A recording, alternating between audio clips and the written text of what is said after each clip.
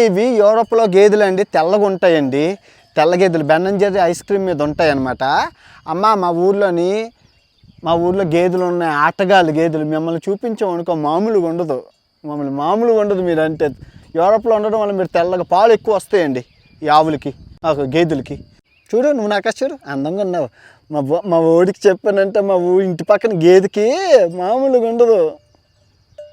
గేదెలు మా ఇంటి పక్కన ఉన్నాయమ్మా, మామూలుగా ఉండదు. పేకాట ఆడేస్తాడు నీకు. అందంగా ఉన్నారు. యూరోప్లోని ఆవులు తెల్లగా ఉన్నాయి కదా, పేడ ఎర్రగా ఉంటుంది అనుకున్నాను. పేడ నల్లగానే ఉంది, మనలాగే ఉంది. అంటే పేడ ఎక్కడైనా పేడేనమ్మా. గేదెలను చూసానా?